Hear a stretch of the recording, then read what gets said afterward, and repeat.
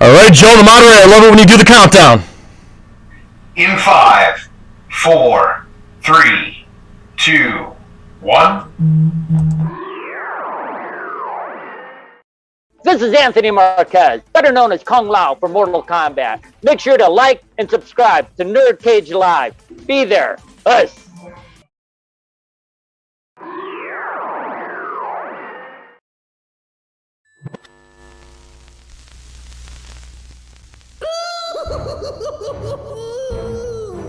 Greetings, citizens! You're now trapped in the nerd cage with your hosts Mark and Jay. We hope you have a smashing good time.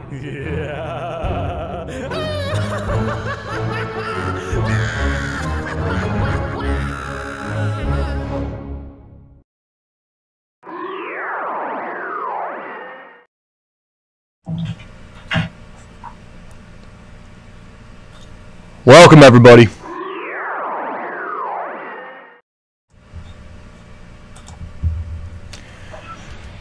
You're about to witness the strength of geek knowledge. Hello and welcome. That's right, you're trapped in NerdCage Live. This ain't just a reaction show, but a debate show and a live discussion on everything that makes people like you and I tick. So thank you for joining us tonight on this Giants content maker takeover. Please hit that like button and subscribe. I'm your co-host Jay St. G, certified geek, 7 days a week, coming to you live from Syracuse, New York, and always with me, our moderator and troll hammer, Joe from Fall One Gaming, and of course, making his long-awaited return, we got Kush from the Hub. How you doing, sir?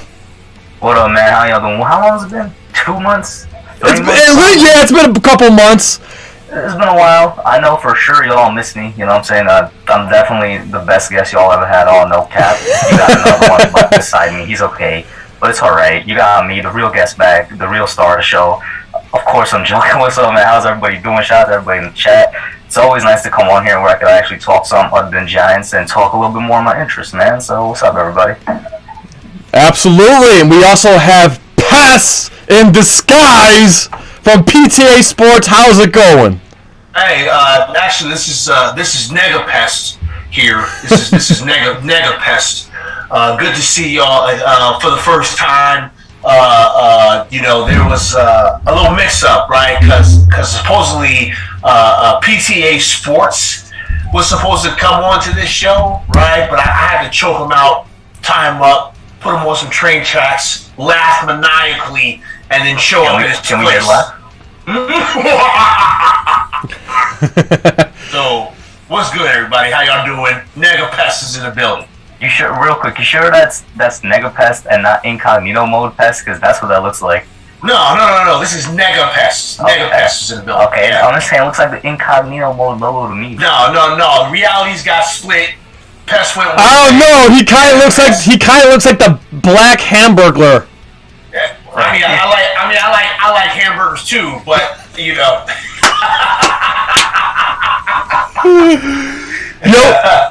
Before we get started, yo, Joe, who we got in the chat? All right, we got Paul Tackett blowing it up. We got Shane Smithers. What's up? Michael B. Byron Kingsley. Yes. All showing up tonight. All right, so we got a mixed bag of Giants fans in NerdCage Nation. I love it. Awthentik. We're hoping he'll come in. Wait, actually, I have an update on Awthentik. Yes. Awthentik is actually still working right now, and he is going to be working for quite a while. Awthentik is a very busy man, but he sends his love to everybody at NerdCage. Mm-hmm. All right, and is truly sorry that he was not able to make it. That's okay. And that's the story that I'm telling. No.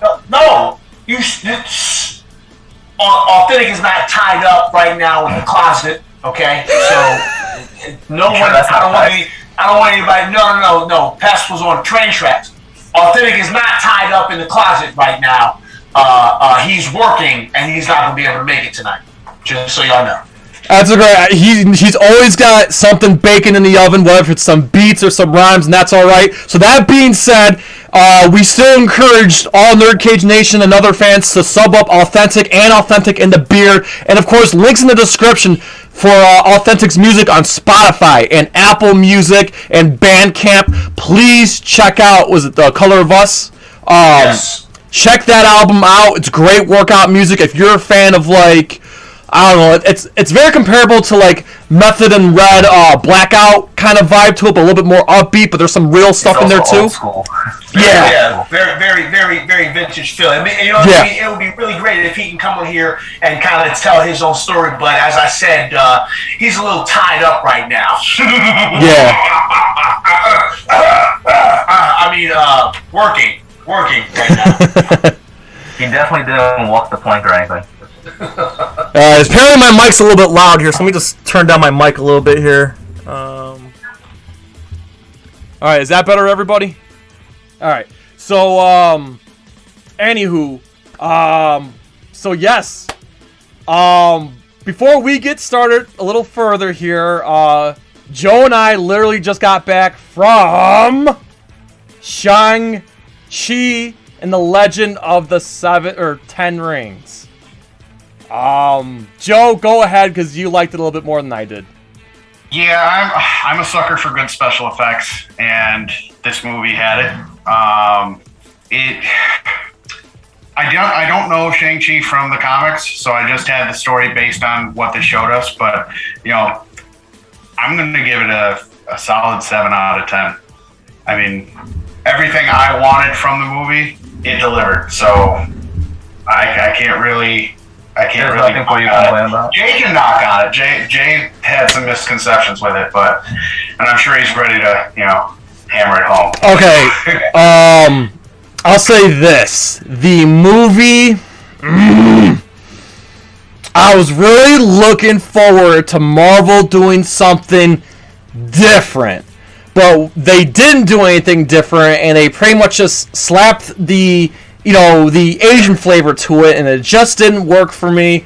And they brought back characters that I feel they shouldn't have brought back, and the special effects were bad, the fights were bad, and I'll leave it at that.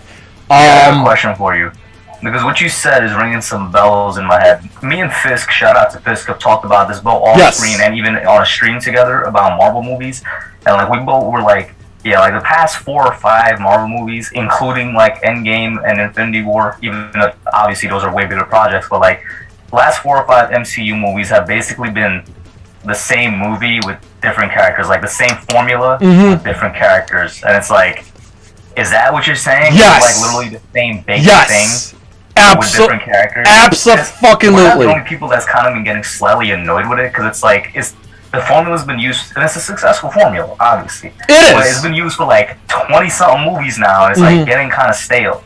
Yes. Okay. All right. Hold on. You're not going to sit here and slander a formula that works. Why would they change it? It makes money. Why would they change it? Why would they change the formula? Did I say it failed, or did I say it works? But you're sitting here and you're like, oh, it works. A debate show. Are we here to talk about if we enjoy the movie or not? That's what we're here to talk about. Well, I mean, I don't know. So what you're saying is the last 5 Marvel movies you didn't enjoy? I'm saying they're the same. But did you enjoy them? Not really. You want me to be honest? No. I haven't enjoyed a Marvel movie since Endgame. And can I just add that, like, I was expecting to listen. I'm a fan of Asian cinema, whether if it's Toho Godzilla film, or a Shaw Brothers martial arts film, or a Golden Harvest Bruce Lee or Jackie Chan movie. So my standards when it comes to watching movie fights, like The Raid. So, like, this movie, I was expecting fantastic martial arts. We didn't get that. It was CGI. All CGI fights. There was like a couple of good fights that I really liked, but that's it. And if you want the honest truth, Black Panther had more martial art, like real authentic martial arts, hand-to-hand combat and weapon combat than this stinking movie did. So I'm gonna tell you. So Pest, to add on to what I was saying, because it's only a couple. Like I didn't really like Ant-Man and the Wasp. I didn't really like Captain Marvel. Same. Spider-Man Far From Home, I like some of it, but I like Homecoming. I didn't like Far From Home. Far From Home didn't do, but Homecoming I liked. Spider-Man, that's not related to the movie formula, just like how they made his character. Black Widow, I hated so much. Like, Black Widow wasn't good. Black Widow wasn't good. Black Widow was not good. This was better than Black Widow. Ant-Man and the Wasp was average for what it was. All the movies I listed fall within the time frame I was saying. Since Endgame, it's a bit, it's like it's not exactly enjoyable. Yeah, I think they jumped the shark with Endgame, and they've been trying to experiment to see which movie will take over and be just as famous as that movie is, and they're kind of striking out with a lot of these. Well, it's gonna be the Spider-Man 3, which I think is gonna be that. It's got to be Spider-Man. They're lining it up right now to where Spider-Man is going to be the new Iron Man. Can we talk about that for a second? Because Pest, I don't think we've ever talked about it. I don't like the MCU Spider-Man because of the fact that he's literally Iron Man Jr. He has so much help, and I'm not used to my Spider-Man being kind of crutched in a sense. Yeah. You know what I'm saying? He has so much help. He's exactly Iron Man. He uses all his gadgets. He doesn't even, his suits are all Iron Man suits, basically. Every single movie he's in, even though it's been 2, right? He's always been the guy that's outsmarted. And 2 of his own movies, other than being in the Avengers movies and Civil War. Let's be honest. He's never actually won in any movie that he's been. He was beaten in the first one. The only reason, Vulture got arrested is because they both crashed. He was beaten in the second one, even though I will say it was a cool scene, very Scarecrow-esque from the Arkham games with Mysterio towards the end. That was very cool. I love that. But Mysterio beat him, and it's just he's kind of weak to me, and they crutch him a lot by making him basically an Iron Man mini-me. So they don't give him the genius that they usually do in the other movies and stuff. Yes, I was actually getting ready to say this is kind of my interpretation of this Spider-Man. This is Spider-Man year 1. What we're watching right now is Spider-Man year 1. So I don't expect for Spider-Man to be the badass, super smart, being able to put things together and build stuff and super level genius Spider-Man, because this Spider-Man is still this Spider-Man don't have hair on his balls yet. This Spider-Man is a child. I still disagree with you, because that's what made Spider-Man popular in the first place. He was a kid that was able to do what all the other adult superheroes were able to do. There's no such thing as Spider-Man year 1 like there's Batman year 1. He was always as smart as he was. The experiences what came with it. The strength, I can give you that. You know what I'm saying? The fact that he keeps getting beating in battles is what came with it. But what's unforgivable is that he's not as smart as he should be. Well, yeah. I mean... But that's fair. He could be as smart as he should be, but they're playing up his adolescence, and I'm okay with that. I'm okay with... Spider-Man is just a dorky ass teenager, because Spider-Man, Peter Parker, on a surface level, yes. Peter Parker was always a dorky ass teenager. Yeah, but I feel like you're looking at one surface of him. That's not all there is to Spider-Man. You know what I'm saying? Yeah, I feel like let's break, and because it's the only other 2 we can compare it to, the other 2 live actions with Toby and Andrew. I mean, to be fair, I have nothing else to compare it to in a live action sense. They both still were the level of intelligence I expected them to be. At least with Andrew, he was kind of goofy. It didn't really come off as that, but they tried to give him the quips and they tried to give him what the MCU executes well, which is what you're saying. It's basically a teenage version of him, but he was still formidable, I'll say, and he could still stand on his own. I don't think this Spider-Man could stand on his own, but what I like is that it looks, based off the trailer, that's the whole point of this third movie, in addition to, the whole crossovers and whatnot. It looks like he's finally going to be able to stand on his own. It's still, though, he's not using anything that he made himself, and that's another thing as well. Spider-Man makes his own web shooters. He makes, his own costume. He makes everything by himself. That's part of his intelligence. That's part of his battle presence and whatnot. For example, the Spider-Man Homecoming. Love that movie. One thing I really hated was, when we got to see all the stuff that Friday has available to him. She made all his weapons out of the, out of the webs, what I'm saying, the spider balls and stuff like that, paws. Everything that's already installed in there. He didn't come up with that. You know what I'm saying? Stuff like that, I'm just you're crutching him so hard for no reason. This is what I've always found interesting about this Spider-Man, right? This Spider-Man is the inverse of the comic book Spider-Man, because the comic book Spider-Man is a Captain America fan, and he's very DIY in that aspect. Whereas this Spider-Man is all about Tony Stark and Iron Man. So the dynamic, I feel like the dynamic is a little bit different, which is okay, right? Because and I was going to kind of talk about this anyway, because I think the thing that Marvel has done, which I personally think is absolutely genius, is they have essentially made everything we've ever seen Marvel canon. Everything. Everything is canon. So this is a Peter Parker variant we're watching right now. Like, he can be different, and that's okay. Like, if we can have 10 different versions of Thor, and one of them is black, and one of them is a crocodile, and one of them is a mongoloid looking ass dude, then we can have a Peter Parker that's not genius level smart and kind of sucks because he's a dumbass kid. Like, I'm okay with that. I completely agree with you there, and that's a great point. But that was only recently. That was a couple months ago that we could use that as a legit point now, isn't there? You know what I'm saying? That was literally just recently. Literally, like, what? Loki's season finale was a month and a half ago. No, but I will say, we knew this was coming. We knew it was coming, but not as long as we like to think, because COVID messes with our mind when it comes to time. Because a lot of this was hinted, I'd say, for at most 9 months to a year. So we knew it was coming, because ever since the filming for Spider-Man 3 happened, we knew something like this was going to come. But you bring up a great point, because now it's valid. You know what I'm saying? It's a valid point now. But before that, I don't think it's fair to use. Well, what do you think is the best difference between the other Spider-Mans with this one? So, for me at least, this is my opinion. Obviously, I'm really interested to hear what you guys say. For Tobey, they really took the drama turn with him. And I was recently rewatching his movies, obviously, because of the trailer. When I saw Doc Ock and I saw the Pumpkin Bomb, I was like, I gotta go and rewatch them. I rewatched all three. And I was like, yeah, you know what? He's the organic web shooters one. He's a lot more, they put a heavy emphasis on drama and storytelling. Yeah. And one underrated part about the Raimi movies is they have a nice 3-movie arc, even though it got kind of messed up because of studios in the third movie with Peter and MJ, and then Peter and Harry, and the triangle that is Peter, Harry, and MJ. Like, it goes through all 3 movies, which I like a lot. And it's all about the dramas between the characters, really, and that's a lot of it as well. There's death in those movies. There's heightened stakes in those movies. This Spider-Man does get beat up a lot. Like, we see blood, you know what I'm saying? We see him get walloped, but he comes back and he still manages to win in the end.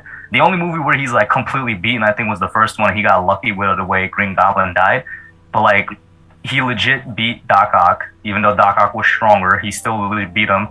And then, even though it was kind of wonky, he did win. I think convincingly in Spider-Man 3, but it's like the stakes are so high. And the one thing I love, because it's become a meme now, in Spider-Man 3 was like, Tobey Spider-Man had people literally going to church praying for his death. That's different. And I was like, yeah, you know what, you're right. You know what I'm saying? They had Eric Foreman in the church saying, please kill Peter Parker in one of those scenes. I just wish we got Spider-Man 4. I wish we got Raimi Spider-Man 4. I want Spider-Man 4 so much, but like, I've watched so many videos on why it never happened and why Sam Raimi himself canceled. I'm like, I understand. Like, they messed with him so much with 3, and he was like, he just didn't believe that 4 would have been a good movie if they continued to mess with it.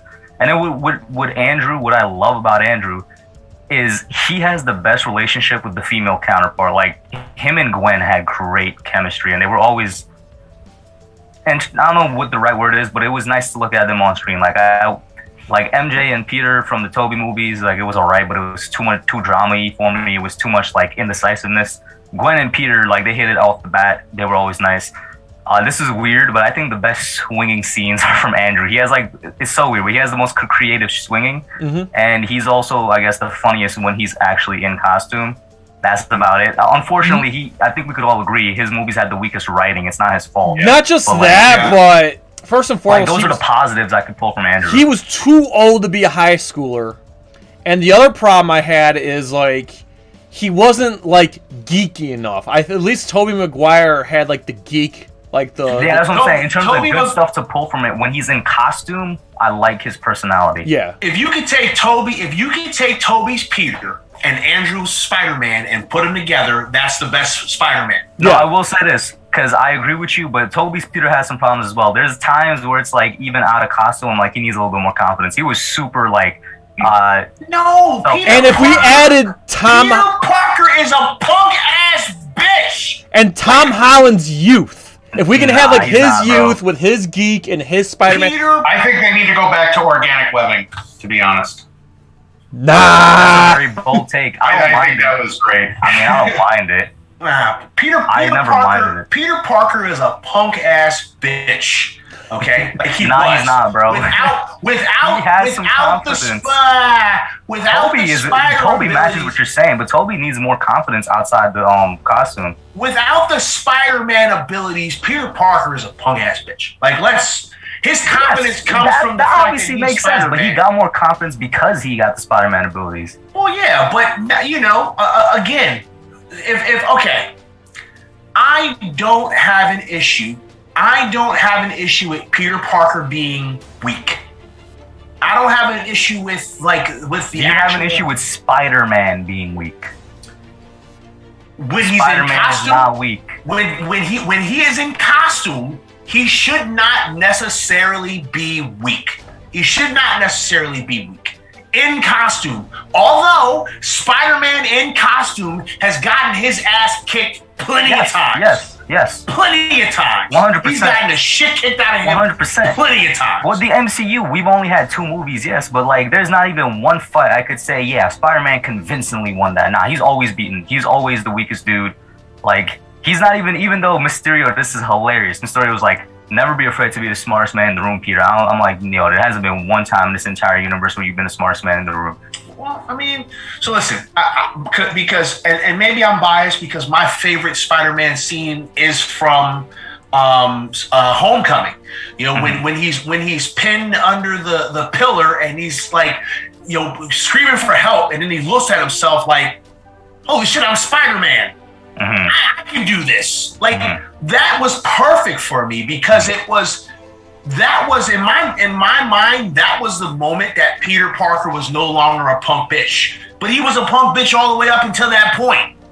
I thought that was perfect storytelling in a shortened version of the progression that Peter Parker had from the moment he got bit until he got the confidence to actually be Spider-Man. It wasn't an overnight thing for Peter. And I agree with you there because I agree with you as well. That is one of my favorite scenes throughout all the Spider-Man movies because the reasons you listed. It's just that he continues to be a punk no matter, like even after that. Yeah, because you know what I'm saying? Like, don't be a complete punk. What I'm saying is have a little more confidence. And this is going back to Toby, because if we're going to talk about a perfect Peter, I think or at least a really good Peter that stands right up there with Toby is Tom's Peter. Tom's Peter is really, really good. I really like the way they executed that.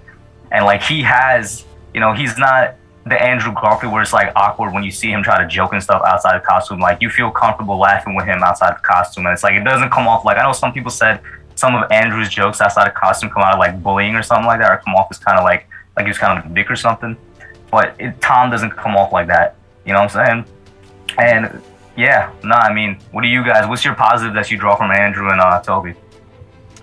I guess starting with Toby, I like the fact that they, that his time in high school was brief, and they really kind of went heavy on him as a college student and a young adult. So it felt, to me, that felt a little bit more, what I was used to, because I grew up with the 90s animated series cartoon. So I felt like Tobey Maguire's version was more in line with that, with the exception of the organic shooters. As for Andrew Garfield, like, again, I thought Tobey Maguire was too old too, but at least he wasn't in high school. He was only in high school for a brief part of the movies. Andrew Garfield, I thought, was too old, but at least... Was he in high school for both of the movies or just the first one? I feel like both of them. Right? I think it was for both of them. Yeah, I think it was like half of the second one or something, because there was like a graduation speech that Gwen gave, I remember. Yeah. But I do feel like Andrew Garfield had more of a build for the, like his body build was more appropriate. And of course, he made his own shooters. I appreciated that.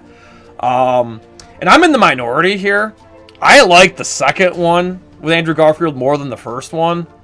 No, you're not in the minority, at least on this panel. I agree.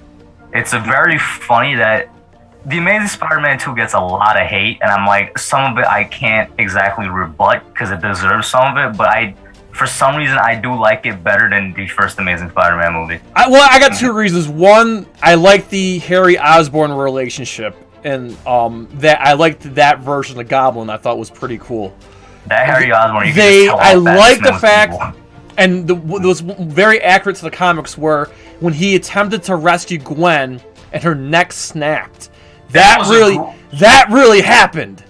That was a great scene, but that was a terrible scene. But that was a well done scene. Mm-hmm. I love the way you heard that scene, because it's like you can and the way it happens. Did she hit her head or did she break her neck from the whiplash?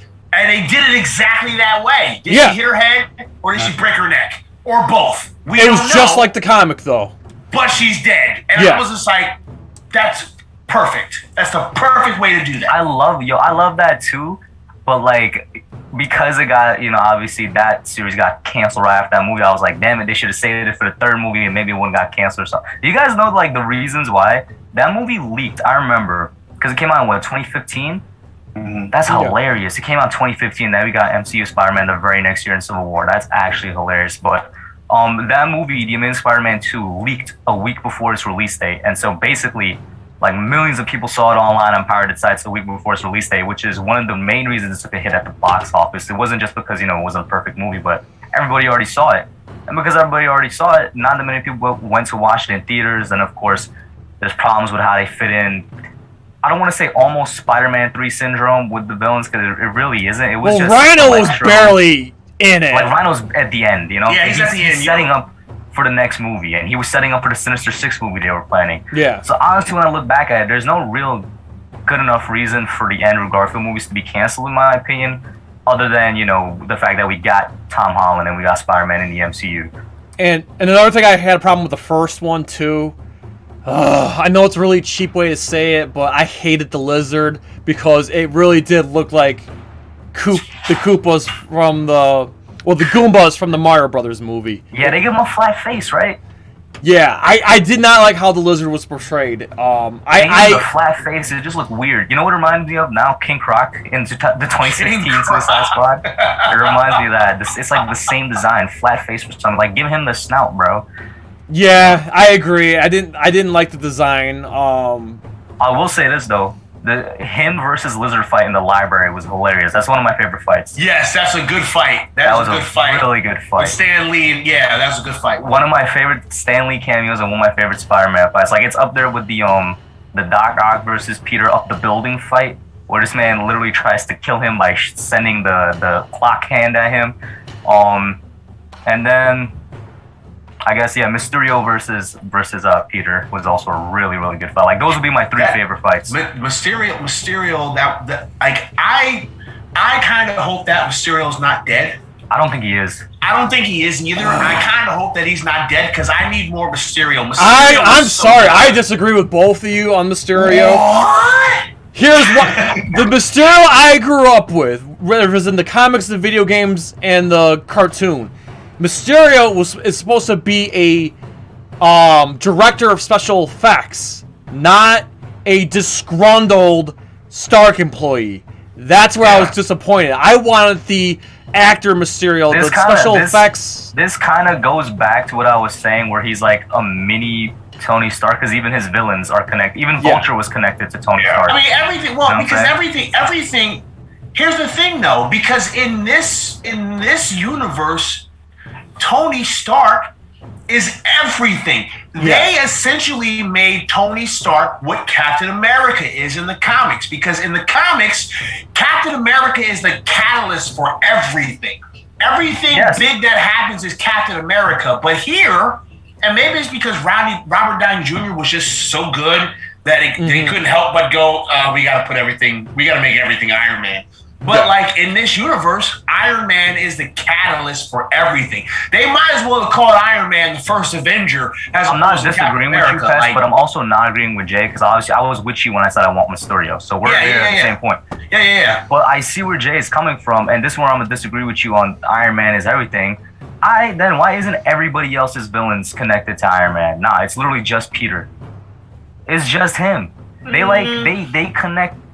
And there's a good reason, you know what I'm saying? Because they had the mentor-mentee relationship. But I'm like, all right, at what point does he have a villain that's actually just like him, bro? You know what I'm saying? We're like, they're just going at it because they got issues. But think about this for a second. Who made Captain America? The Stark family. Starks, yeah. Who made Black Widow and Quicksilver who they are? Stark Industries. Scarlet Witch. Scarlet Witch and Quicksilver. Yeah. Stark Industries. Spider-Man. Stark.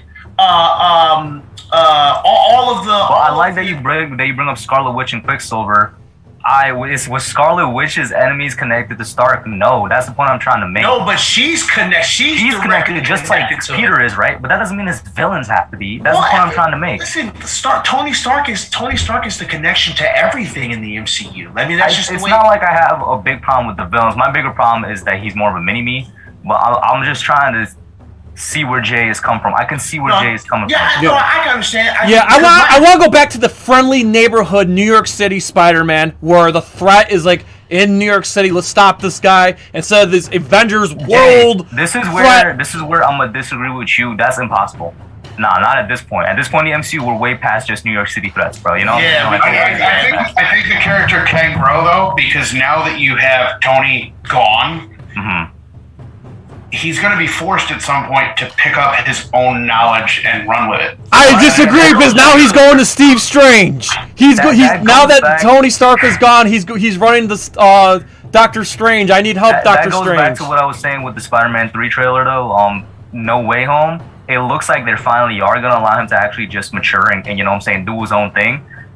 He did go to Doctor Strange, but you know what I'm saying, that entire thing was kind of like laughable. He was like, yo, I want everybody to forget me, and then Strange is like, yo, I know this is about to rip the fabric of the universe apart, but I'm gonna still do it. It was like, but it's hilarious, but it does look like they are gonna allow him to, you know what I'm saying, do his thing this movie. You know what I'm saying? It does look like that to me. And one thing that I wanted to touch on, because we're talking about Mysterio, the one thing that I don't quite like about Marvel right now is the fact that they kill their villains off, man. Like, there's two. Except Thanos. Quote unquote kill, because like even the Marvel exec came out and say, well, in this universe, nobody really actually dies, and I was like, yeah, that makes sense. That's true. Nobody really actually dies, and we now have ways to bring back characters, right? Mm-hmm. Because they come from an alternate universe. But you know, okay, like Killmonger. I need Killmonger to still be alive. I need Mysterio to still be alive. Even though he was kind of a weak villain, I thought that there was room for growth. Mickey Rourke's character. Whiplash. Thank you. Whiplash. Well, Mickey Rourke had a falling out with Marvel. He's not coming back.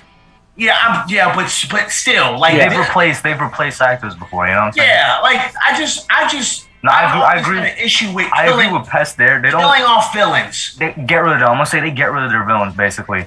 And even though there's now a chance. Well, not just that, but they're just the direct counterpart, like a reflection of the hero, you know. Mm-hmm.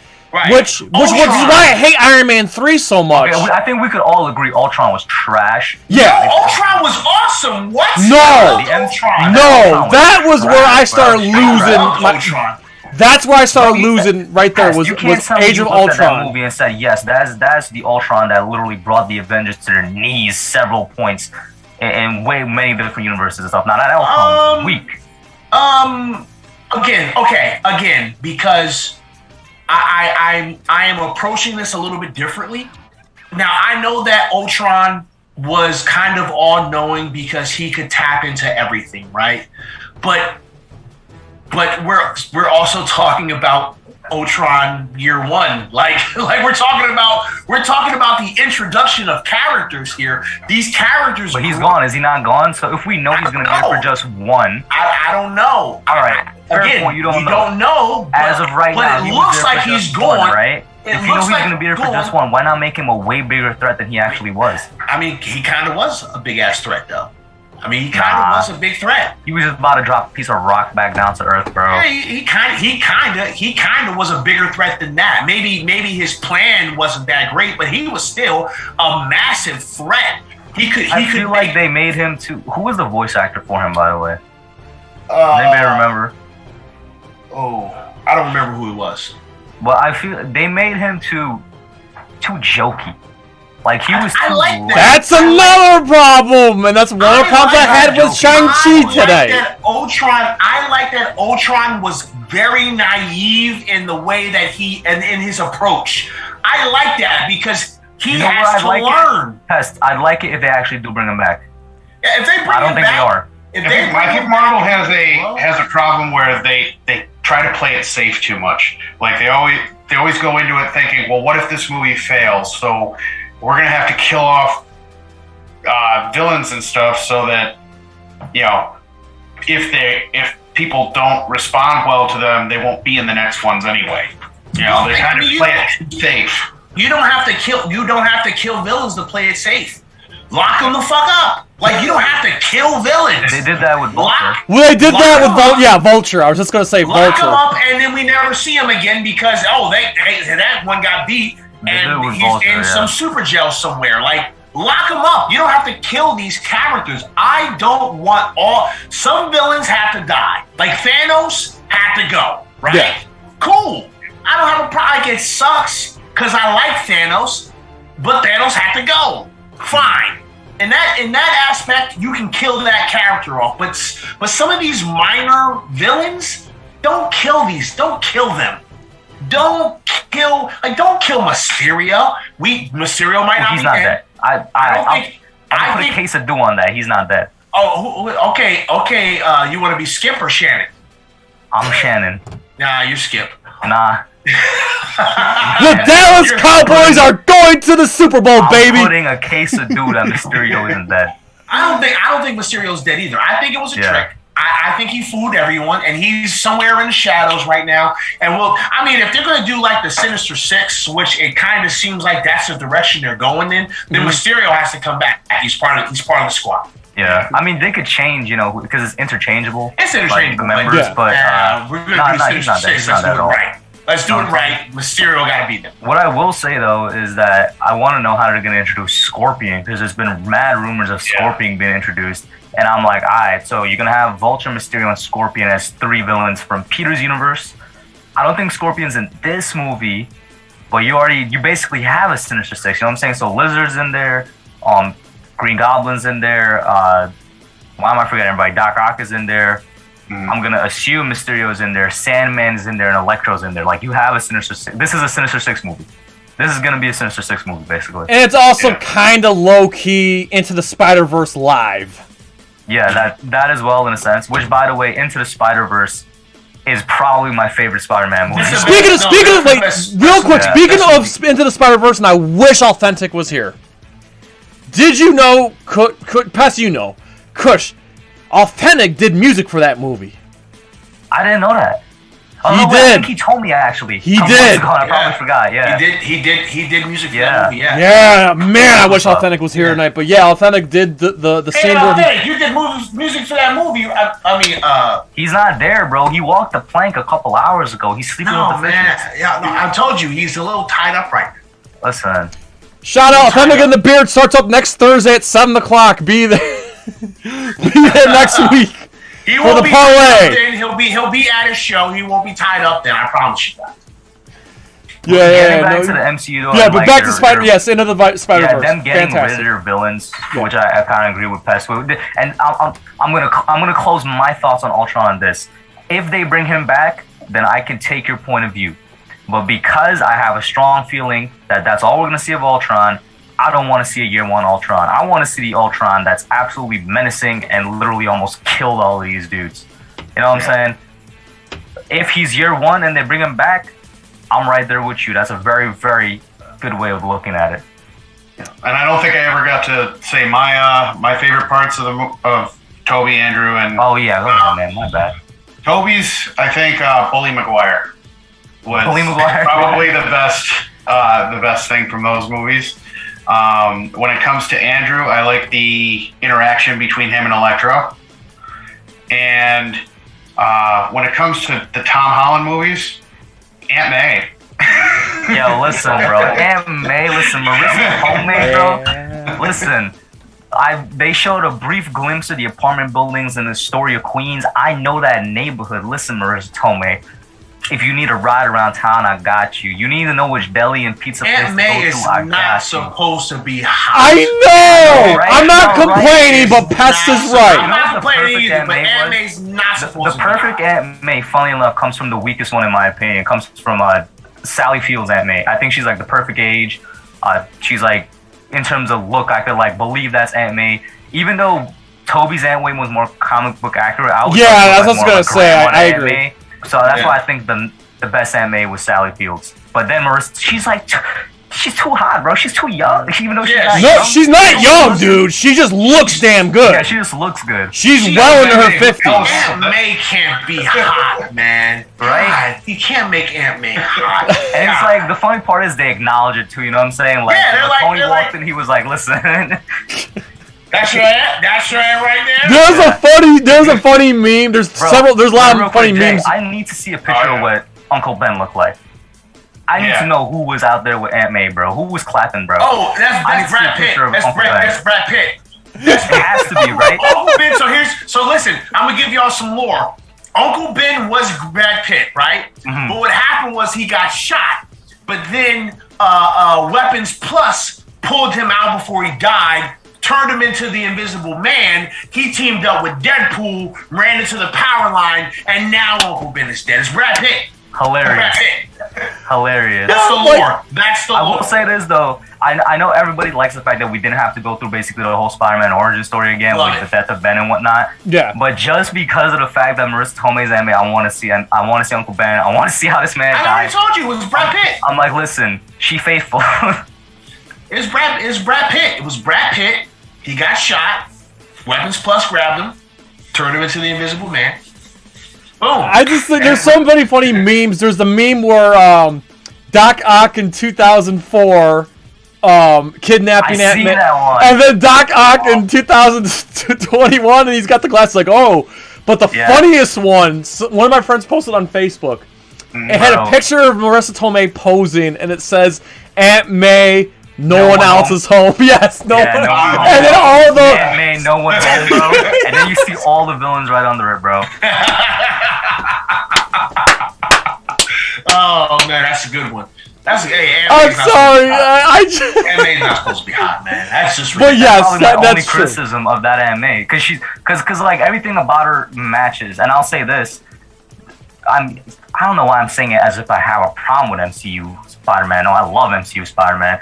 But I'll say this, one of the things I loved from Homecoming is I know where they shot it. And fun fact, I went to one of like 9 specialized high schools in New York City. I went to Brooklyn Tech. Bronx Science, which is like, I guess you could call a rival of us, is another specialized high school. Tom Holland went undercover for a month at Bronx Science to learn what it's like to be a high schooler in New York City. So like I have friends at Bronx Science that like I actually had him in their class and they didn't know who he was because, you know, nobody knew who he was really at that point. And that's just a hilarious, fun story. But I also knew where they were filming the high school scenes outside and inside. It was in the Queens, Brooklyn area, and I used to pass it every day. And what I'm getting to is that the high school part of Peter is so well represented, more better than any other thing that I've seen, and the other two that I've seen, and also represents like the diversity really well that I don't think we've seen in the other two series as well. Yeah, there is a lot of diversity in there is. I know that high school. Even though I don't know if they said it's a Manhattan high school in the movie, but that's a Queens, Brooklyn high school. Like, I know kids that go there. That looks exactly as if they literally they didn't hire any extras. They just put them right in the high school and start filming. Yeah, no, they actually really did a really good job with that. Okay, guys, so I want to take a quick break. I want to make our special announcement. We're not ending the show, but I want to get a chance to do this announcement before I forget. So since we got a decent crowd still. So first and foremost, Kush and Pest, thank you for coming on. This means the world to me. But I've been working hard behind the scenes here. I pulled a few strings, and this month in September, we are welcoming 2 really awesome guests that have never been on the show before. So for starters, okay, for anyone who's a Mortal Kombat fan, this is both of these guests are Mortal Kombat related.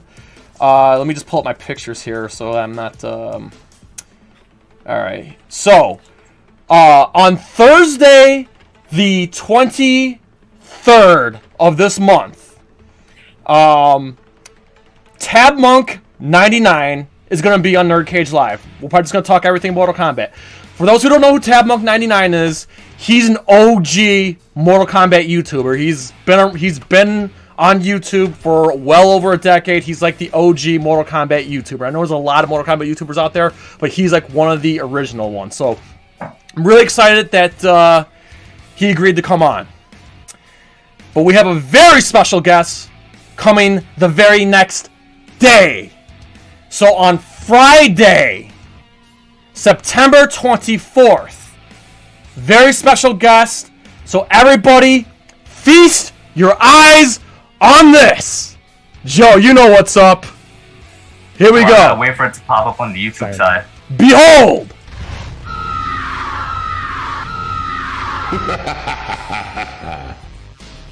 Sindel wins. Fatality. Finish him. Flawless victory. Prepare to die. That's right, NerdCage Nation. The original Sindel, Tanya, and Serena, Leah Montalongo will be here on NerdCage Live for a live Q&A on Friday, September 24th at 8 p.m. Eastern Standard Time. That's 7 p.m. Central. Be there. God. Yes! Leah Montalongo, the original Sindel from Mortal Kombat 3, the original Tanya from Mortal Kombat 4, and the original Serena from Mortal Kombat Mythology Sub-Zero. Yes. I asked you because I know you guys have had the original Liu Kang on. Before, No, right? we had Johnny Cage, Sub-Zero Scorpion, Daniel Pesina, and we had Kung Lao. We have Sindel. The OG Sindel is coming on Friday, September 24th at 8 p.m. Eastern Standard Time, 7 Central. I cannot believe it. Bow down to the queen of Outworld. She's coming on They all NerdCage. keep in contact still? Yeah. Do you know if they all keep in contact? Hey, wait. If I'm the Shao Kahn of the show, doesn't that make her my wife? I see what you did there, Joe. I'm gonna have to fight you on that one, bro. Hey, so Jay, this is what's gonna happen, man. I'm gonna give you my phone number, and I need you to slip it to her for me. Okay? None of y'all are in her age range, right? Except for me. So Nah, I'm in that age range, bro. nah, none of y'all are in that age range. Listen, I'm bro, the it's only a plus one. or minus 20. Just I'm in that range. I'm gonna slip my phone number to you, Jay. I need you to make sure that she gets that, okay? Jay, listen. My Do goodness. that. Let me know. I'm gonna send a text to the Korean. Slip my phone number over there. All right, we won't be good. But nah, she still got it. But yo, first of all, congrats to you, Jay. It's amazing. Thank you so much. He has apparently That's just so become a pimp, dope. everyone. So, real quick, special thanks to Master Anthony Marquez. He was the one that contacted her for me. Special thanks to TabMonk99 for letting me borrow his footage for that trailer. And a special thanks to the Kamidogu podcast for letting me use their footage as well. I asked them permission. See, I'm a nice guy. I ask permission before I steal footage. So thank you so much to those guys for helping me hype this up. And of course, Anthony Marquez, thank you so much. This is a dream come true for me. I've always loved the character of Sindel, especially in the old games. I'm starstruck because this is stuff I dream of as a kid. That I'm interviewing my idols, and Mortal Kombat has been a big part of my DNA since I was 6 years old.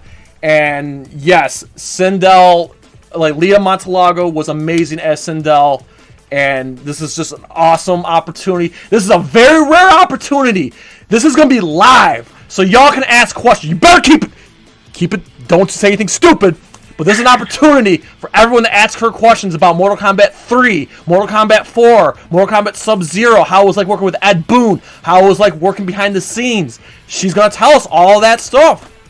So yes, very rare opportunity to connect with the great and the beautiful Leah Montalongo. And That's we just lost somebody. What the hell just happened? Oh, I think that was my phone. Hang on. That was you.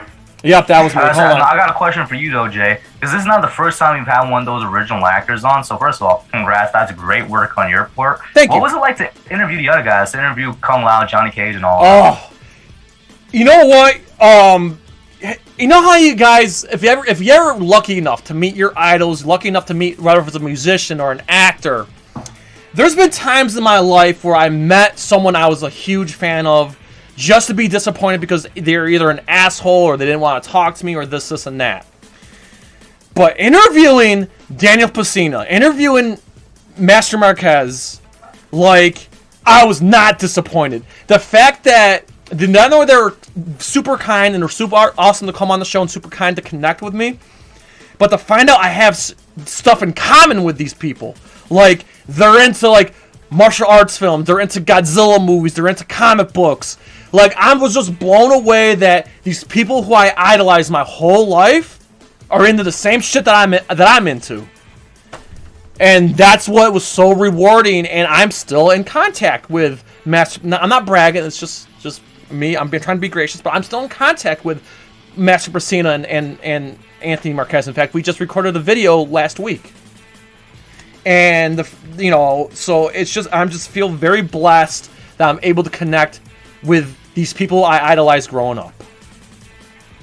That's cool, man. And I think that's kind of the reason why we do some of the things we do, is because we want to one day get the opportunity to tell one of our idols like how much they've influenced us. Yes. Right? Whether you can tell that to them live in front of them or on a conference, or if you can get them to acknowledge your existence on social media, like, if you're able to do that, I mean, it kind of makes it all worth it. So I mean, like, just hearing you talk about that and hearing like the excitement and behind you telling us these stories, man, is super awesome. So like, this is a pretty big deal. I can remember growing up thinking that whoever that is that plays Sindel is smoking. Yeah. Like, whoever this person is smoking. Still is, because I haven't listened. I haven't. Well, she was a female bodybuilder, and she still runs a dance studio. So that's why, and she competes in health and fitness competitions. So that's why, she looks as good as she does. All I'm gonna say is when you look up her name and then you go to Google Images, the second image is stunning. All right, Yeah. it's hilarious, but it's also stunning at the same time. Well, to Google we go. Anyway, but she's super. I've been talking to her. She's super, super kind, and it's really awesome that she's willing to take time off her busy schedule, which is why we're doing it Friday, not Thursday. She's taking time off her very busy schedule because, like I said, she runs a studio. The fact that she's taking time off her busy schedule to hang out with us just shows how awesome she really is. And we haven't even really talked face to face yet. And that she was willing. She doesn't even know who I am. She doesn't even know what our channel is, and she's willing to come on. Do you know how much volumes that speaks? Yeah. Like, I was floored, and I called my mom. I was bragging to my mom. Obviously Joe was with me when he found out the news. Like, I'm still floored by it, and I cannot wait that I get to share this moment with everybody on NerdCage. This will be on YouTube. This will be on Twitch. This will be on Facebook. Book or mark your calendar. Friday, September 24th at 8 p.m. Eastern Standard Time. She'll be here just as we are right now, live on NerdCage Live, talking everything Mortal Kombat and everything else. Do you think she has an IG? She does. Oh, okay. I think our biggest goal now is to collect the whole cast, isn't it? I am low key kind of working on that. But Oh, Pest, you're gonna love the IG. I'm not looking at it, okay? Why? I'm not looking at it. But yes. So yes, I hope everybody in NerdCage Nation is excited. Kush, Pest, I hope you guys can at least be able to attend the I'll be watching. Absolutely. So and that's another thing, if you guys have questions for Leah, submit them to us now. Like, if you got questions, say if you can't make the live show, or if there's going to be a lot of people there and your questions could be buried in the chat, by all means, submit your questions to me on Twitter and on the Facebook group discussion page. I will save the question. I will ask your question. If you can't make it, or if you're afraid your question will be skipped, submit your questions to me now, and I'll save them for for part of the Q&A. So I will do my very best. I know if the chat's going to be popping, I can't guarantee. Listen, Joe's going to be moderating, and he's going to be moderating it closely. There is no guarantee we're going to be able to get to everybody's questions, but we are going to try our best. However, if you get them to me early, I promise I will ask them. We will ask them for you. Wait a minute. Do you have contacts to Tagawa? Tagawa is how you say his name, right? Tagawa? Kerry Tagawa? Tagawa? No. Oh my god. I do not. Okay, that's the one you gotta get. I'm gonna trust me. I am trying. Anyone who involved in Mortal Kombat I'm gonna try to get them on. I was trying to remember exactly what his name was, but that's the one you gotta get.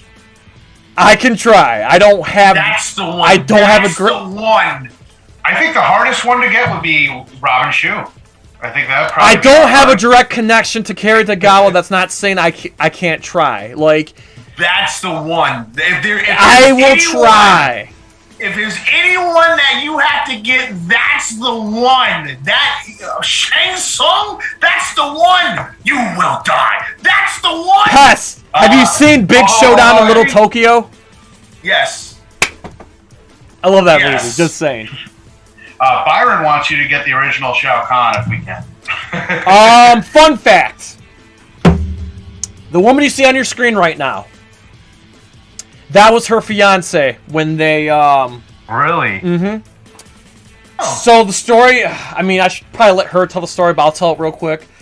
Her fiance... No. You don't know. You let that gorgeous woman tell this story. Okay. You let that gorgeous woman tell her She was story. engaged to Brian Glenn. Brian Glenn was the bodybuilder who portrayed Shao Kahn in Mortal Kombat 2 and 3. Which is why she got the invite to play Sindel in Mortal Kombat 3. Gotcha. So... She was only 19 when she worked on Mortal Kombat 3. Yes, she was 19 in 1994 when she... Yep. 19? And Shay Smithers wants us to do a MK95 watch party. I will do so. I just don't know when. For my birthday coming up, we're probably gonna do a Rocky watch party, but I wouldn't mind. I'll do a Mortal Kombat watch party at some point for sure. The 95 movie for sure. Wait, which Rocky? The first one. Okay. Because it's turning 45 in November, and we're gonna celebrate it. All right, I guess it ain't. It's my favorite movie. Rocky's my favorite movie of all time. The first one? Mm-hmm. I love all of them. Even Rocky 5, even Rocky 4. I love all of them, but the first one's my favorite. And my second favorite's Creed. The first Creed. I mean, Rocky 4 is the best. Rocky 4 Director's Cut is coming. That's the best Rocky. Rocky 4 Director's Cut's coming out November 21st. Can't wait to see it. Yeah, I'm gonna have to. That's the best. That's the best Rocky movies. Rocky 4. Rocky 4 is awesome. Yeah. Yeah, no, I enjoy. I mean, I think it's one of my least favorites, but I still love it. I mean, I love all the movies. I love all the movies. You can change, Pest, Jay. I love all the movies. You can change, Jay. Then everybody can change, Jay. Let's see what happens when the director's cut comes out. Yeah, I'm gonna have to watch that because I love Rocky 4. Man, that's my favorite Rocky movie. It's got the best montage in it. It's got the best montage. Hearts on fire. That's the best montage of all of the Rocky movies. Not the Creed movies, though. The Creed movies actually have the best montages. All the Creed movies have the best montages. Yeah. I love the Creed montages.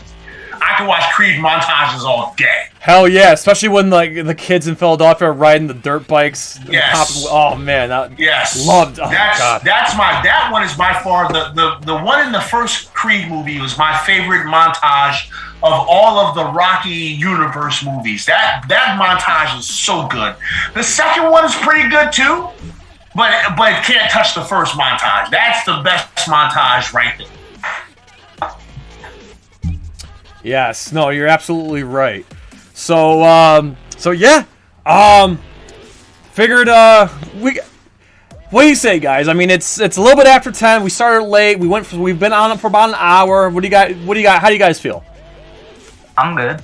Yeah. Okay. Yeah, we can go a little bit longer. Sure. All right. So now that we got the big reveal out of the way, again, thank you guys for coming on and letting me reveal it.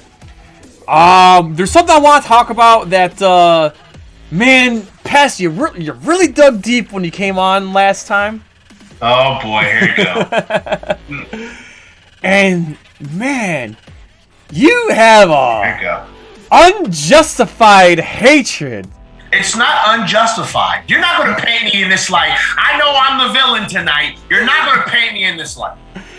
You hate the Zack Snyder Superman movies and He doesn't like Man of Steel? he doesn't like Wonder Woman. Like anything DC Universe, it's all ass. The only thing that was good from the DC Universe was Shazam.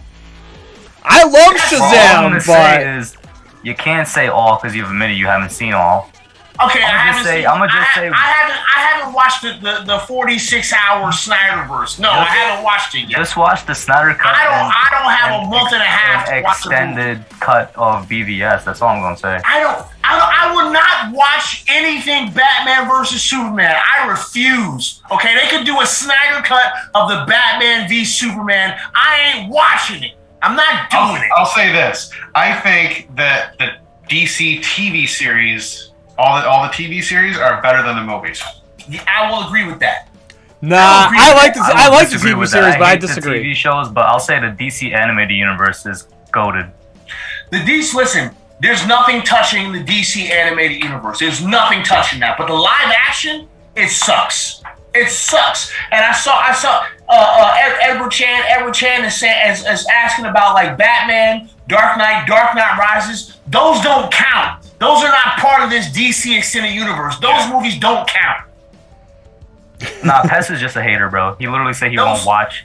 He literally said he won't watch them, so that's just hating because you're not giving it a chance if you're not going to watch it. No, I've watched. I'm talking about Snyder Cut.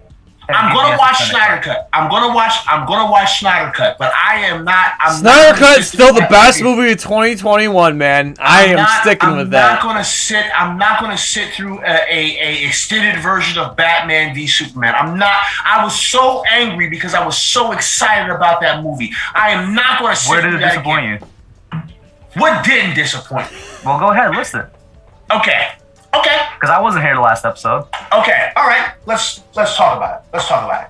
First and foremost, okay. Lex Luthor, terribly done. All right. Lex Luthor, terribly done.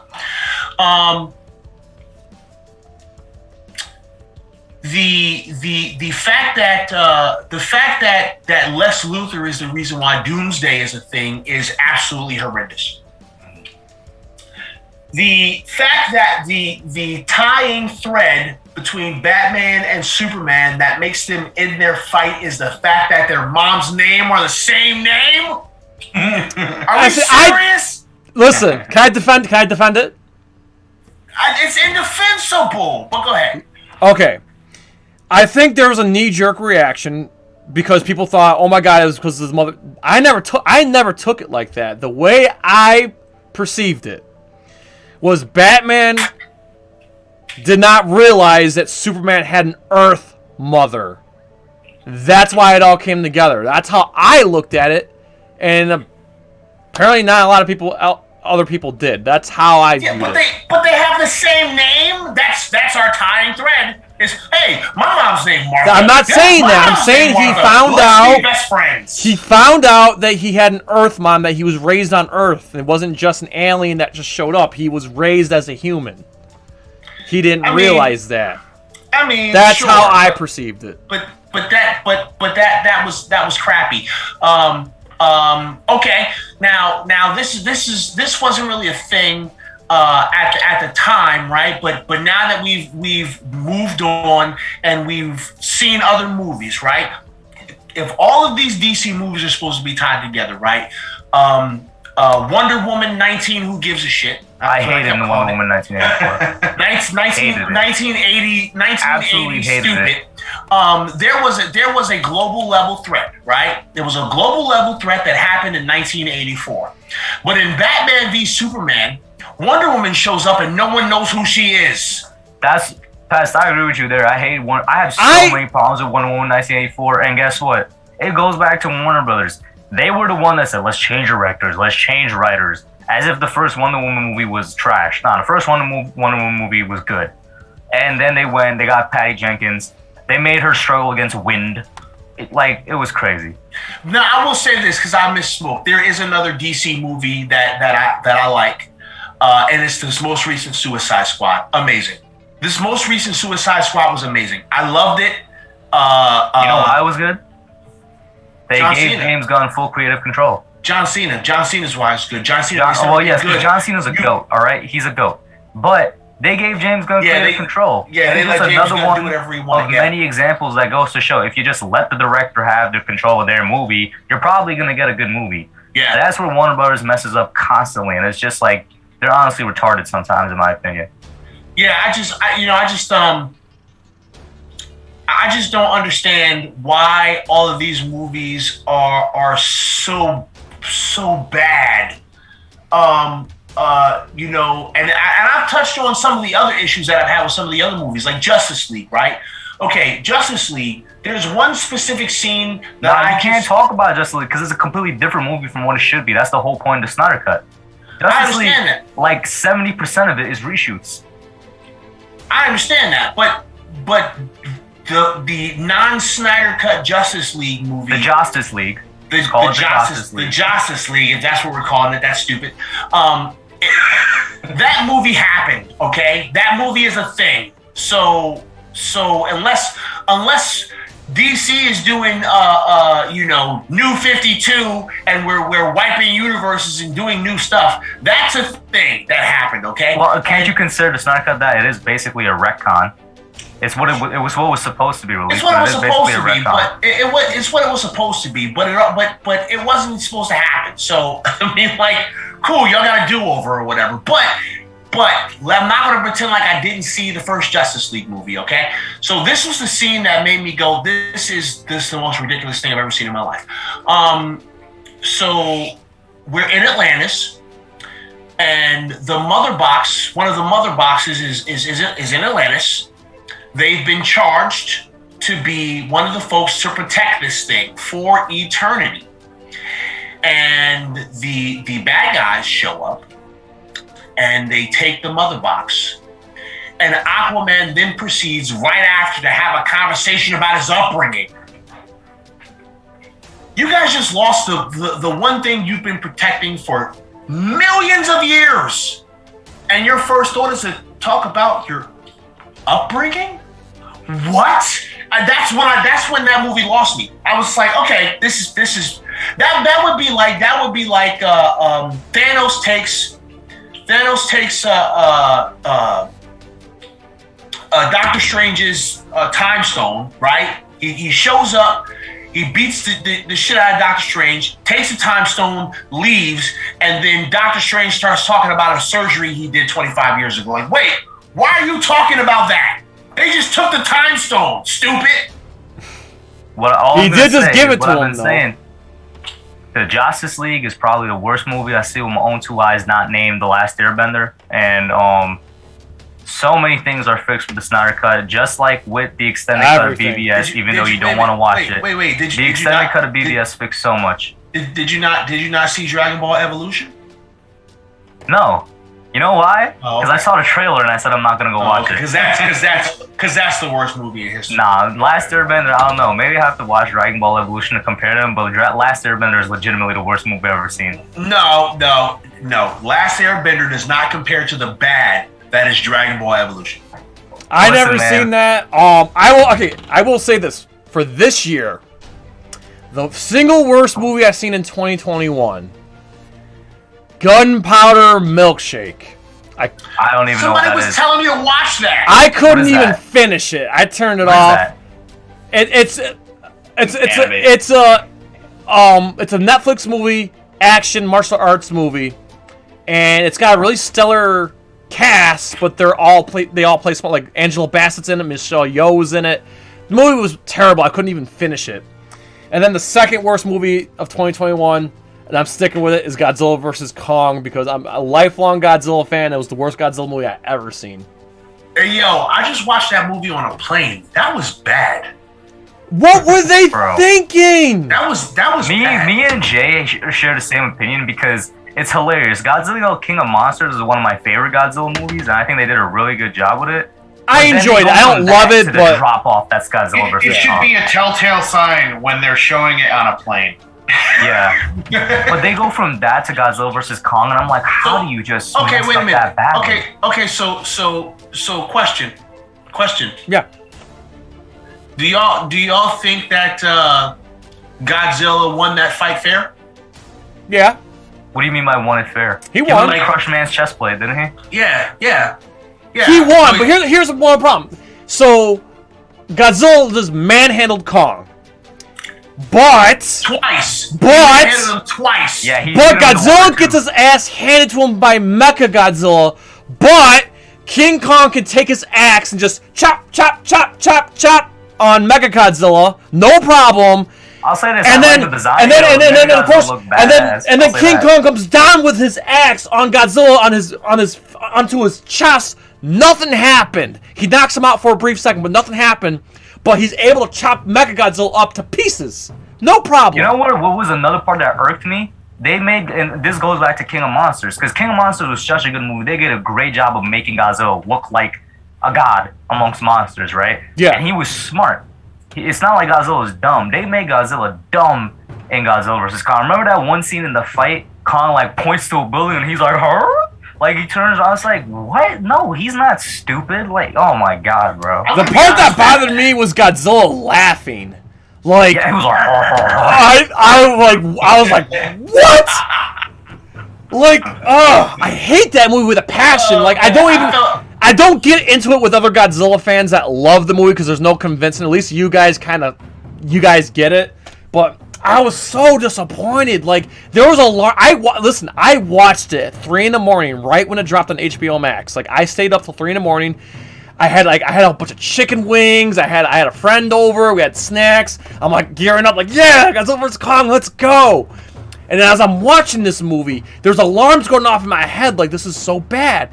The moment the movie starts, and King Kong scratches his ass like Shrek, like I knew the movie was going to be bad, and I couldn't believe what I was watching. Too. There was a lot of signs. It was delayed like 5 times. You know what I'm saying? The movie it kind of looked like it went through production hell. It was delayed 5 times. Yeah. And the trailers that they dropped, like with some trailers, you just kind of get the feeling like something's off with this movie. Every trailer I watched for that, I had the feeling something's going to be off with this movie, and it was right. Yeah. Yeah, I do know what. I don't know if they wanted us to feel bad for Kong, but I legitimately felt bad for Kong, like the whole movie. I felt bad for him, like this. I was rooting for King Kong to win. This dude just trying to go home, man. Right? This dude's ET. He just wants to phone home, and he's getting his ass kicked the whole way, like the whole way. He gets the shit kicked out of him. He almost gets drowned, right? And then he gets his chest caved in. And when he gets his chest caved in, he gives up. Like, What bothers me too is if if a primate creature's that big with arms that long, he should have no problem fighting a creature like Godzilla who's fat, slow, with tiny hands and tiny legs. It made zero sense from like a fighting critique.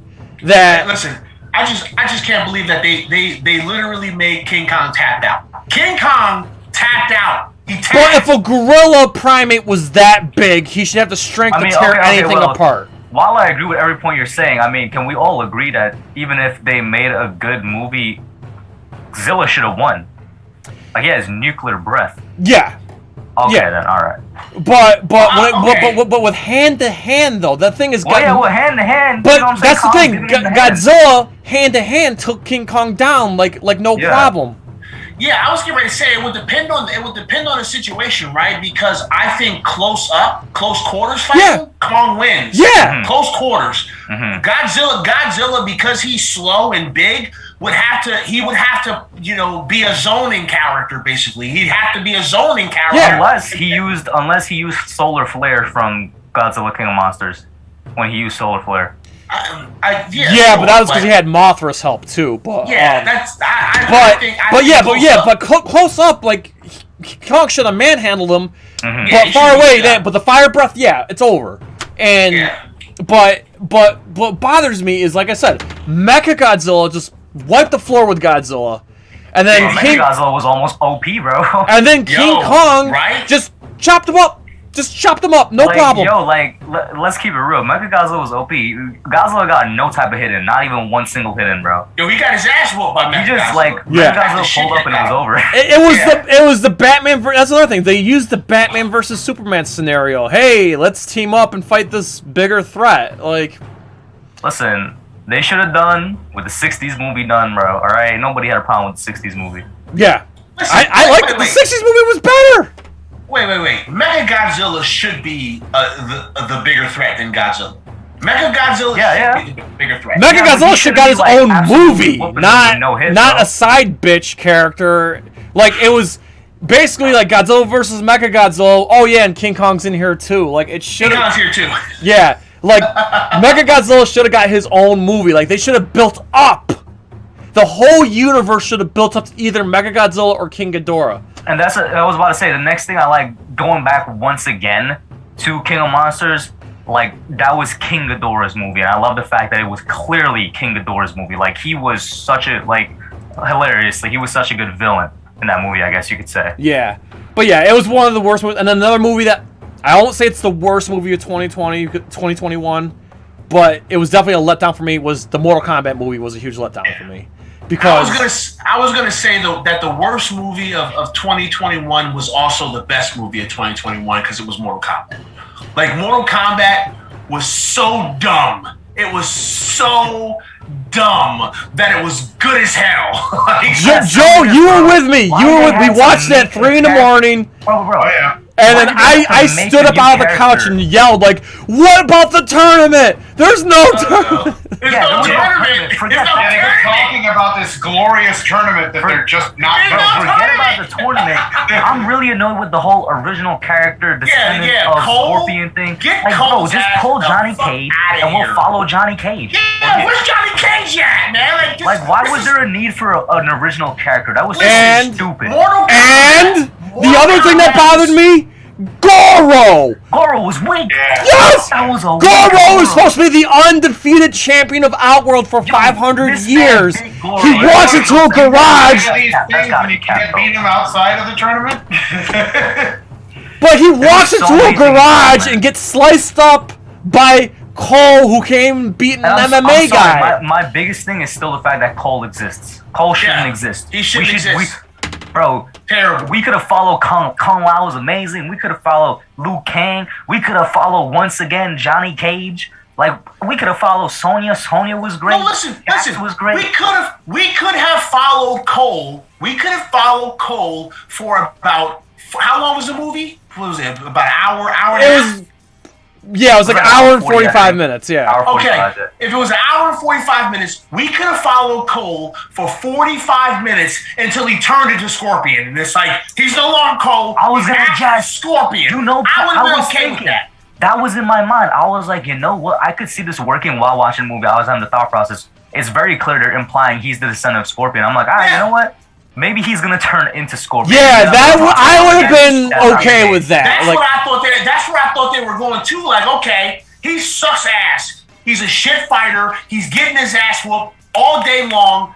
He's gonna turn into Scorpion. Like, he's gonna. Instead, he just gets a T-shirt. Yeah, like when Goro threatened his family that was the perfect time for him to turn into Scorpion and get over here. And I've been like, oh, yes! I'm the vengeful spirit taking over my descendant. Right. Like, yeah, I'm gonna be like, you know what? It's stupid, but I could rock with it. Yeah. I'll say this though: the best part of the movie for me was I think they did Sub-Zero justice. Yes. Sub-Zero in the Yes. video games, Joe tells him is a they goat. They always like put Sub-Zero down in like video game shows and stuff. Like he's always the dude that gets beaten. I'm like, you know what? They gave this man justice in my opinion. Yeah, the Scorpion Sub-Zero fight at the beginning and at the end were both amazing, but the movie overall was such a letdown. Like I was deflated. Listen, it wasn't Melina.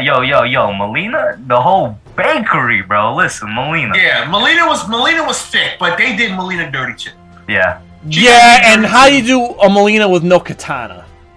Yeah. Well, So right, that made me. How do you do a Melina We that had her doesn't eat fan in the background. yeah, I know the fan was there as an Easter egg, but I'm just saying like Why Melina's. was Melina black? I don't really care about that as long as she's I hot. don't have an issue with it either, but why was she? Melina's not black. But the other problem too is people- Melina's supposed to be fucking hideous. Like That too, yo. Like they made her. That goes back to. Like, she was fine as fuck. Hot. yeah, like she's supposed to be hideous. Like she conceals her face. Wait, hold on a second. No, Jason. Melina is fine as fuck. Melina is even with With a mask on, yeah. I think what Jay is trying to say is that is. She put that mask on. She fought. I was about to say what Jay's trying to say is they didn't make her like fangs and Yes. mouth. Yeah, she's supposed to be like. Because she opened it and split everything up, and it was like, Yeah, why'd you do I that? didn't- Why not just make her just be like, Yeah. That's what she was always But been. even when she take the mask off, she ain't that bad looking. Yeah. That's all. I just like. She ain't that bad looking. They didn't depict her right. I love how they nailed Kung Lao. Like they nailed Kung Lao. I loved Kung Lao was fine.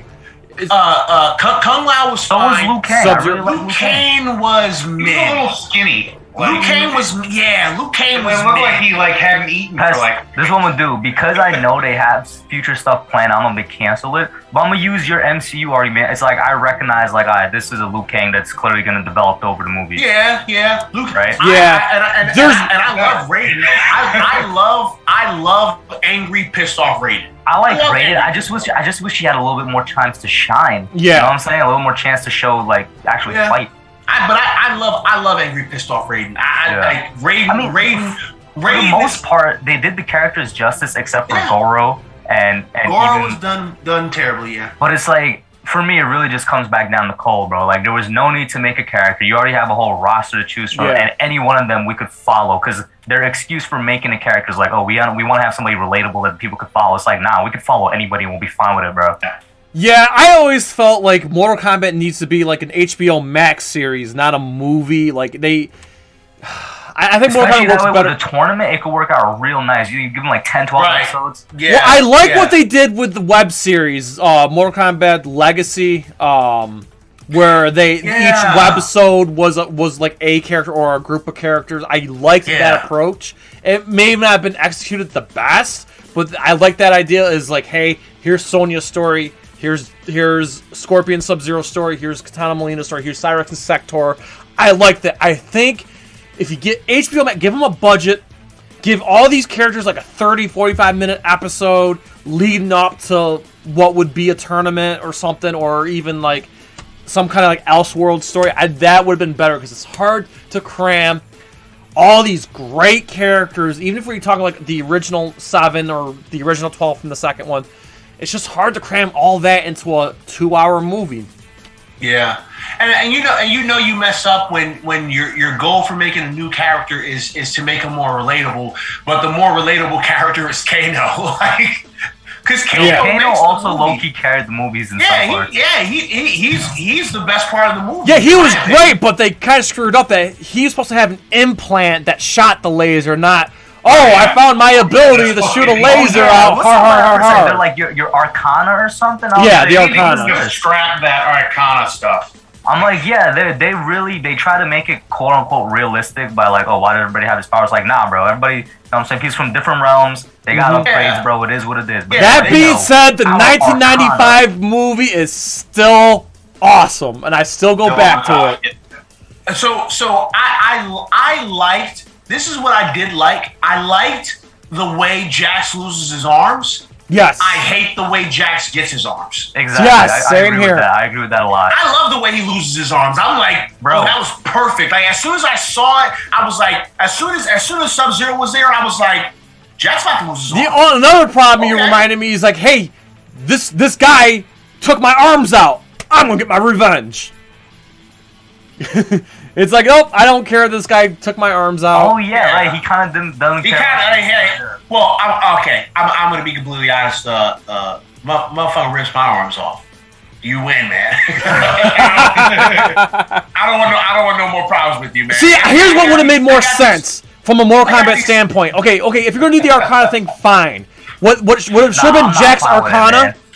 Jax Arcana should have been his missiles that he has in the games, not his arm. The monks should have built his arms. Like the monks should have completed building his arms. Yes. And then his Arcana should have been his missiles or his ground pound. Additional stuff. He can shoot the missiles. He can do the ground pound. Yeah. He like gets extra strength. Bam. But like I don't. But the fact that his arms grew these like mangly baby. Look.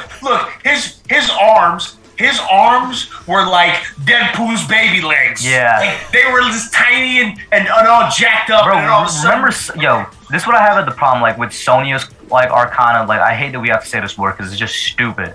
But, like, if you're talking about a problem continuity-wise, she mastered it in, like, 5 seconds, and everybody else took weeks and weeks and, like, months to get there. And she got it in, like, 5 seconds. I was like, all right, I guess.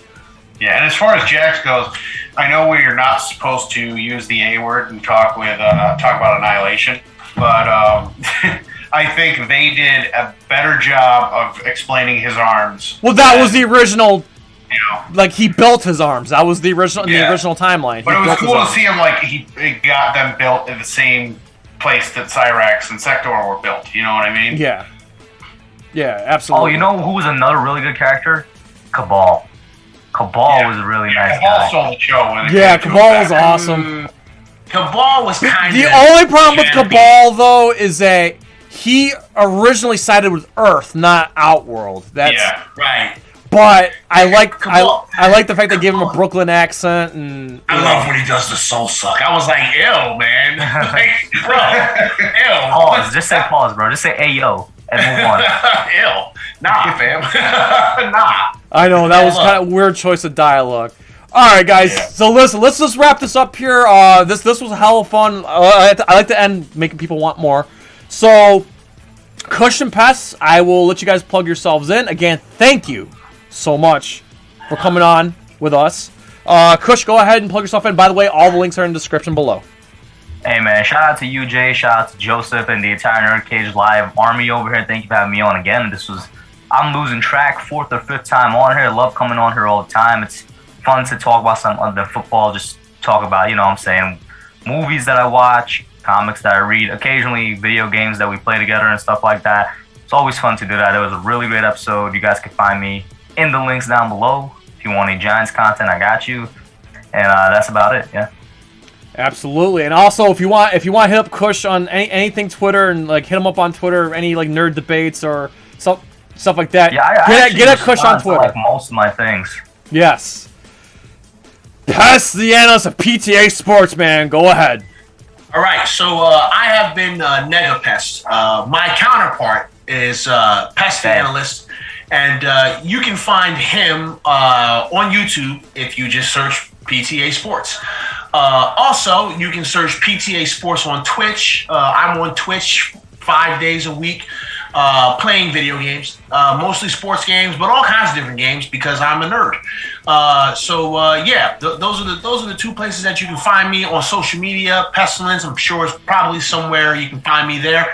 I always try to respond to everything that's thrown at me on social media.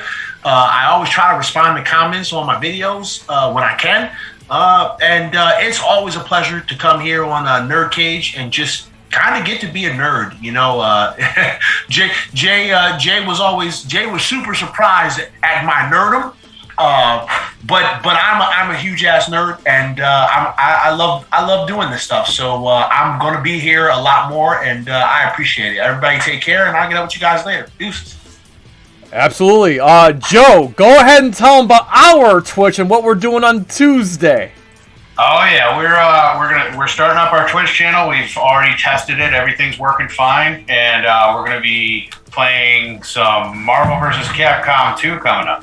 It's old school, baby. That's the best one, bro. Marvel vs. Capcom 2. That is the best one. Yeah. I'm gonna try it on whatchamacallit, emulate it on my computer, because that's from like, is that 360 and yes, PS2 or 360? I still have my 360, and I scrubbed the dust off the 360. Joe was there. I scrubbed the dust off the 360 after like several years. I updated it, and it took like an hour to update. And I said to Joe, I'm like, Joe, I am 90% sure that I have Marvel vs. Capcom 2 sitting in my 360, Bro. And lo and behold, I do. I'm like, One Joe, of the greatest we found our mistakes first of my game. nerd life was me selling my 360, bro. I ever since I sold it, I regret it. I'm getting ready to make your day. I'm getting ready to make your day a lot better, Kush, and anybody else that's listening. There is probably the best emulator that you can find is called Fightcade. FIGHTCADE, I believe. Fightcade. It has every Street Fighter, every Marvel vs. Capcom, all the old school arcade games. And you gotta download it, download the ROMs or whatnot. And here's what's really cool about it, though, is that as long as you have internet connection, you can play other people in the same game online. Nice. It's called Fightcade. You can Google it. I don't know if they're Is it kind of like Dolphin? Dolphin has one too, I think. Kinda, yeah, or like MAME. I don't know if anybody remembers. Dude, MAME. you're making me salivate like the Nirvana baby trying to get money. Listen, I know about all this nerd stuff. Yeah, Fightcade. I had Fightcade on my old. Actually, it's sitting up there in the closet because I'm using the Apple now. But I had Fightcade up on my old computer, and I used to sit in front of that computer and play Marvel vs. If you ever have back on, let me know. I'll hop on and teach you a lesson. Well, so first of all, you won't. But when I buy, I'm gonna buy a gaming computer here at some point. I don't know when, but I'll definitely have Fightcade on there. I'll download the newest version, get all of the stuff. But yeah, it's actually super great. They have it to where you can create lobbies and people can come in and watch each other play, and like Fightcade is awesome.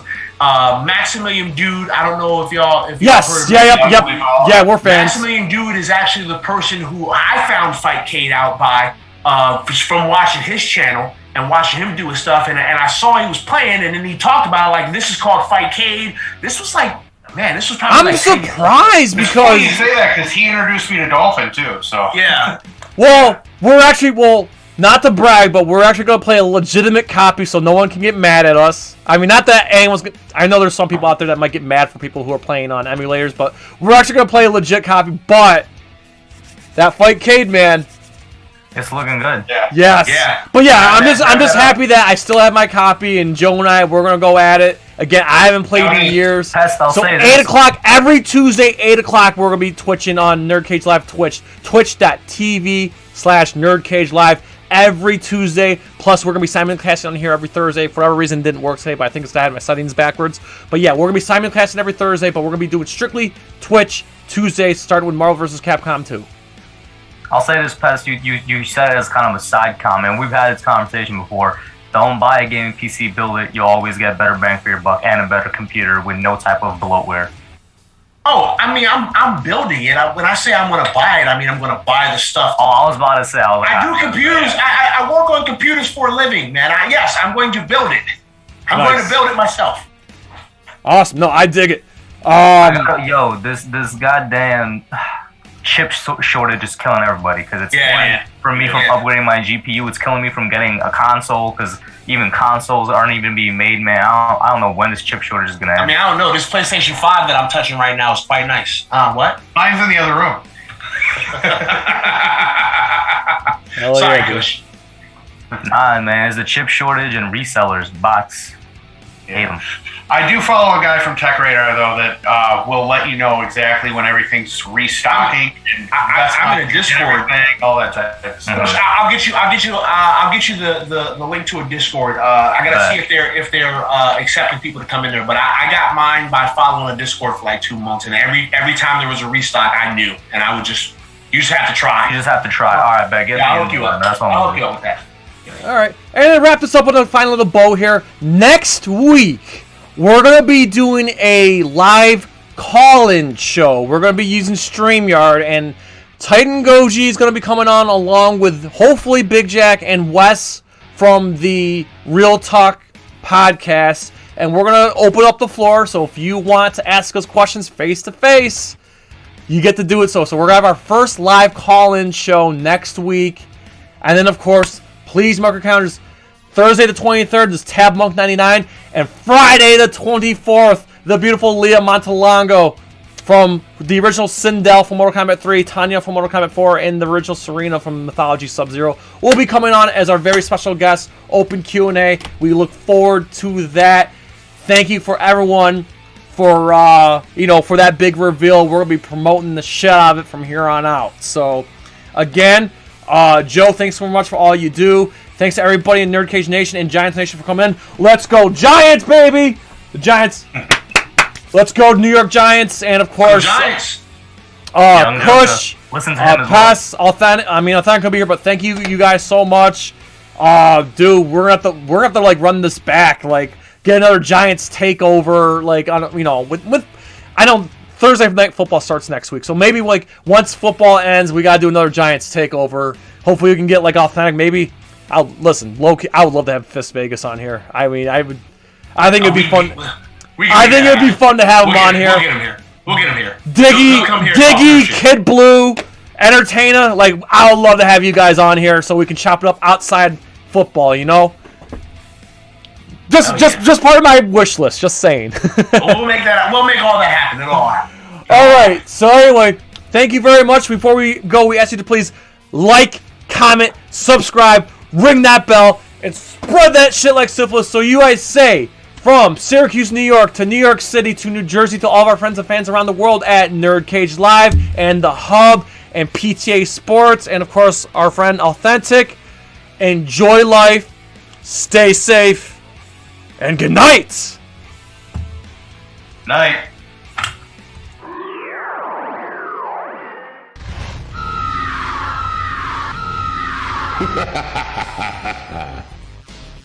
Sindel wins. Fatality. Finish him.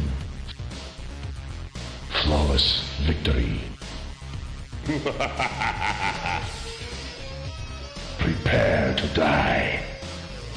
That's right, NerdCage Nation. The original Sindel, Tanya, and Serena, Leah Montalongo will be here on NerdCage Live for a live Q&A on Friday, September 24th at 8 p.m. Eastern Standard Time. That's 7 p.m. Central. Be there. Ooh, trying to get out of the nerd cage, are ya? Well, before you go, hit that subscribe button. And if you're really intrigued, ring that bell. Thank you for dropping by. Until next time, tell everyone you know about NerdCage Live!